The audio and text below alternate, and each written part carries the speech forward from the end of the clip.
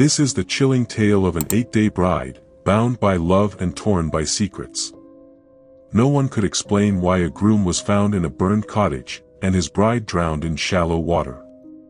At the age of 22, Christina Kettlewell, employed at a bank, found herself profoundly drawn to Jack Kettlewell, a man molded by the crucible of war. Their daring elopement should have been the start of a joyful journey, but their honeymoon quickly turned into a perplexing mystery that left many puzzled. 3 seasons passed, and the bond between Christina and Jack strengthened. Yet as they painted a picture of their future, some hesitations surfaced. The mix of Christina's Polish heritage with Jack's Canadian life raised questions, and the shadows of Jack's past in the war added to the concerns. Choosing to prioritize their love, Christina and Jack decided to marry, ultimately eloping on May 12, 1947, with the intention of immortalizing their love story. During the early part of their honeymoon, the couple enjoyed a joyful and romantic time in their rented apartment on Tyndall Avenue in Toronto. The pleasant atmosphere abruptly shifted on May 17, as the duo transformed into a trio with the unexpected arrival of Ronald Berry, a friend of Jack. Ronald, a 28-year-old professional ballroom dancer, insisted that the newly married couple accompany him to his tranquil cottage nestled in Severn Falls, situated about 40 kilometers north of Orillia, Ontario. Accessed solely by boat, his cottage became the backdrop where the fading hues of romance and trust came to life. It was reported that Christina started to adopt weird behaviors, and developed trust issues with Jack. She started feeling insecure in Jack's hold, and stretched her queries regarding his sincerity in their relationship. Exactly 8 days after their elopement on May 20, Christina vanished, and oddly, Ronald's residence was consumed by fire. Upon his return, Ronald found Jack ensnared in the engulfing flames, yet he managed to rescue him from the fire consuming his cottage. In his statement during the inquiry, Ronald expressed that upon entering the cabin, he discovered Jack unconscious, possibly from drug ingestion, along with a head injury, and Christina was nowhere to be found. He also added that the flames devoured his entire cottage in just an hour. After the fire, he transported Jack by boat to the mainland of Severn Falls for medical attention. The mystery surrounding Christina's whereabouts became the most puzzling and unsolved part of the tale. In the evening hours, Christina's lifeless body was found in the waters of Severn Falls, resting in 9 inches of river water, a mere 100 feet from their honeymoon cottage. Since her death was well tangled with mysteries and tons of queries, a tight-hold investigation was then carried out. This dual tragedy made the story quite puzzling, and to add to the confusion, Ronald raised eyebrows with his actions. The boathouse owner in the vicinity found Christina's body. The perplexing brook in the tale is that the post-mortem results showed Christina passed away from drowning, even though she was discovered in just 9 inches of water, and it was also confirmed she had no burns or signs of harm.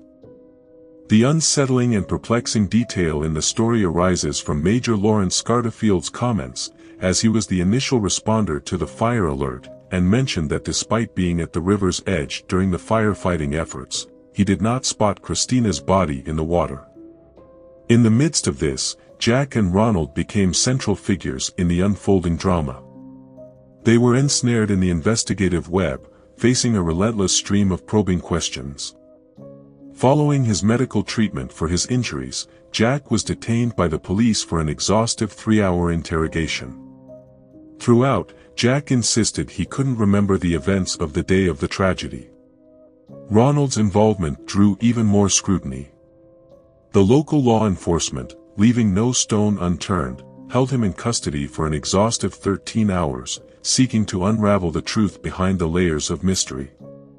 To everyone's surprise, following the investigation, both Jack and Ronald were cleared of any wrongdoing, along with 20 other men who were drawn into the inquiry, ultimately leading to no resolution in the case.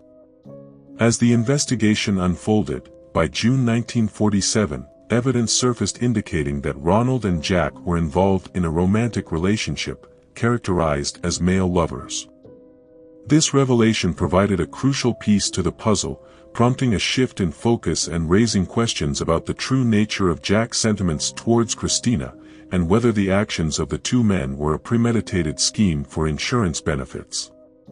While digging out mysteries in order to solve the case, a number of suspicious transactions between Ronald and Jack were uncovered.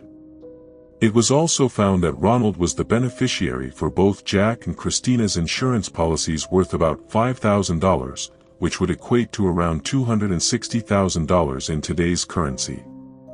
This insurance can be claimed only if the person passes away from natural causes. Unexpectedly, it was discovered that Ronald had additionally acquired a license for his cottage, amounting to $65,000 in today's currency. Despite compiling all this information, the authorities couldn't conclusively classify them as murderers, due to the presence of a note indicating self-inflicted harm written by Christina. She was puzzling herself over Jack's sincerity in their relationship. The notes, which matched perfectly with her handwriting, released the duo from the suspect list. Up to this juncture, Christina has penned 3 notes, adding extra layers of intricacy to the case. The first note, written on Easter Sunday before their engagement, was addressed to Ronald. In it, Christina expressed her anguish over her doubts about Jack's intentions to propose. She felt so overwhelmed that she considered taking her own life, unable to bear the thought of Jack with someone else. By the end of April, Christina had penned a second note, again for Ronald, however this time she spoke of a darker plan of not just ending her life but also Jack's. She poured out her deep love for Jack, and her insecurities about possibly being a mere passing fancy to him. She believed that if she couldn't have Jack, then no one else should either. The third note was written just a day before her tragic end, this time addressed to Mrs. Thomas, the landlady of a Mimico residence where the couple had briefly stayed. In the letter, Christina mentioned that Ronald was out on a boat, and that by the time he returned, everything would be over. She hinted that Ronald might have sensed what was about to happen, as he decided to prolong his trip to ensure they returned to Toronto under his supervision. What's striking is that Ronald kept all of Christina's letters, only shared them with the police during the investigation, and none of the letters were shared with Jack. Even more astonishing was that, despite the fire that consumed his cottage, Ronald managed to safeguard these crucial pieces of evidence.